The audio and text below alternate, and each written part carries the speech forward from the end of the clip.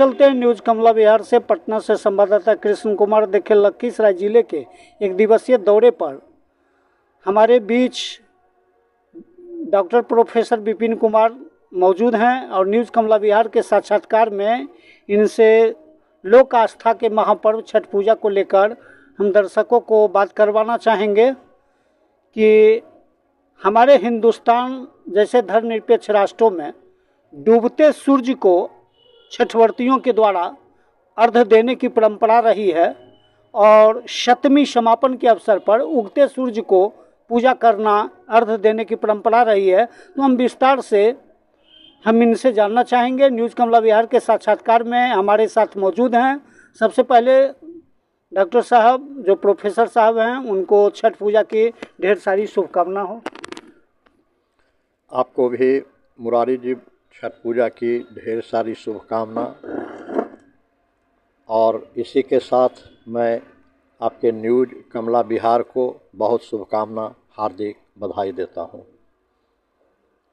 अब मैं आप जिस पर्पज़ से आए हुए हैं, आप जानते हैं कि छठ हिंदू का लोक आस्था का पर्व है। यह लगभग अब पूरे भारतवर्ष में मनाया जाता है। अब छठ पूजा विदेशों में भी मनाया जा रहा है और जहाँ जहाँ हम लोग जा रहे हैं विश्व के हर कोने में छठ, न केवल छठ बल्कि अन्य सभी जो हमारे पूजा पाठ, माँ दुर्गा, माँ सरस्वती, माँ लक्ष्मी, दीपावली की पूजा भी उसी रूप में मनाया जा रहा है, श्रद्धापूर्वक मनाया जाता है। सर, आखिरी सवाल है कि भारत जैसे धर्मनिरपेक्ष राष्ट्रों में डूबते सूर्य की अर्घ्य देने की परंपरा रही है, इसके पीछे रीजन क्या रहा? हाँ, आपने बहुत अच्छा सवाल किया। हमारा देश भारतवर्ष जो है यह धर्मनिरपेक्ष देश है। संविधान में ही इसको जगह मिला हुआ है कि भारत एक धर्मनिरपेक्ष राष्ट्र है। यहाँ बहुधर्मी लोग रहते हैं, बहुभाषी लोग रहते हैं और जितने भी भाषा के लोग रहते हैं, जितने भी धर्म के लोग रहते हैं, सभी धर्मों के अनुयायी सभी पर्वों में मिलजुल करके हिस्सा लेते हैं और आपसी भाईचारा के साथ इसको मनाते हैं।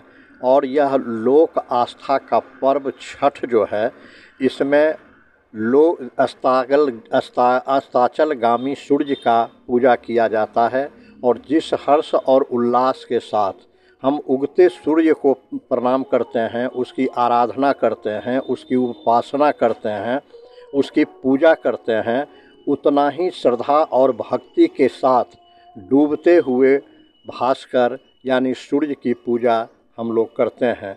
यह हमारे हिंदू धर्म के सहिष्णुता का द्योतक माना जाता है, जिसमें यह बताया जाता है कि समाज में, हमारे देश में हर तरह के लोग हैं, अमीर हैं, गरीब हैं, अनेकों धर्म और अनेकों भाषा के लोग हैं, ऊंच हैं, नीच हैं, लेकिन यह एक ऐसा पर्व है जिसमें सब कुछ मिट जाता है।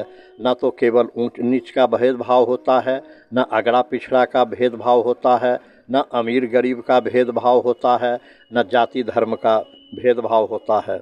हम सभी एक साथ इस पर्व को मनाते हैं और आप देखे होंगे कि इस पर्व में एक रोजगार का अवसर भी सृजित होता है, वह स्वतः होता है। और इसमें सबसे बड़ी महत्वपूर्ण भूमिका जो होती है, वह भारत एक कृषि प्रधान देश है और ग्रामीण प्रधान देश है।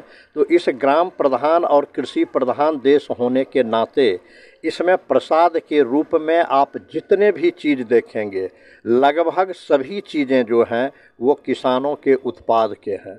आप देखेंगे नारियल, आप देखेंगे किशमिश, आप देखेंगे ये ईख, आप देखेंगे ये फल, सेब है, नारंगी है और ये मूली है, ओल है, हल्दी है, सांचा है। आप देखते हैं कि सांचा भी जो होता है वह चीनी ईख से बनाया जाता है। और ये जितने भी ये उत्पाद है, यह किसान के द्वारा उत्पादित किया जाता है। आप यह त्यौहार जो होता है, यह 4 दिनों का होता है। उसमें शुरुआत जो होता है, जिसको हम लोग नहाय खाए कहते हैं, उसमें कद्दू चावल का ये होता है, चना का दाल होता है, आप देखे होंगे तरुआ होता है कद्दू का, वह भी किसानों के द्वारा उत्पादित पदार्थ है, प्रोडक्ट है। आप उसके बाद आ जाइए खरना, जो कि कल रात में संपन्न हुआ। बड़े ही पवित्रता के साथ यह त्यौहार मनाया जाता है।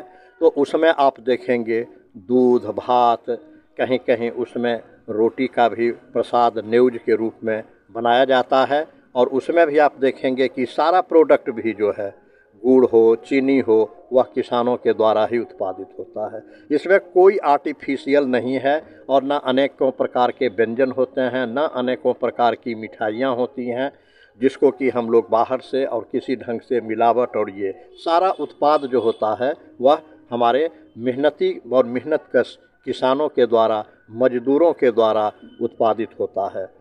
और आज देखेंगे आप सूर्योपासना में जितने फल फूल प्रसाद चढ़ाए जाते हैं उसमें भी किसान का ही प्रोडक्ट है। कल सुबह में भी जो अर्घ्य होगा उगते हुए सूरज का, उसमें भी इन्हीं पदार्थों का, इन्हीं किसान द्वारा उत्पादित प्रोडक्ट का उसमें ठेकुआ होता है, लरुआ होता है, यानी जितने भी तरह के जो हमसे छूट भी गया है उत्पाद होते हैं वो सभी किसानों के द्वारा उत्पादित होता है। यह हमें यह भी एक सीख देता है, हम लोग देश विदेश कहीं भी होते हैं, इस पावन त्यौहार पे अपने घर आते हैं और पवित्रता के साथ इस त्यौहार में शरीक होते हैं। अपने समाज में गंगा घाट में देखें, कुछ लोग जो जाने में समर्थ नहीं होते हैं वो अपने घर के छत पे, घर के आंगन में भी, और आप देख रहे होंगे कि पिछले एक सप्ताह से छठ माता के गीत के, सूर्य भगवान के गीत से पूरा वातावरण जो है वह गुंजायमान है, वह भक्तिमय हो गया है।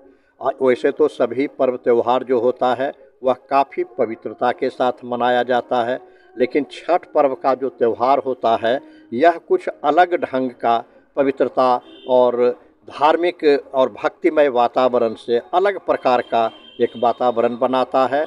और यूँ कहा जाए कि यह पवित्रतम त्योहारों में से एक है और हम सभी लोग इसको आपसी भाईचारा के साथ एक साथ मिलकर मनाते हैं।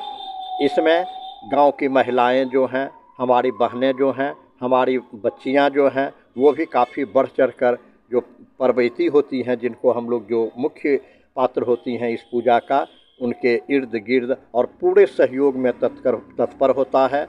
और सबसे अंत में हम अपने गांव के नवयुवकों को बहुत बहुत शुभकामना और हार्दिक बधाई देना चाहते हैं कि इस छठ पर्व के अवसर पर विगत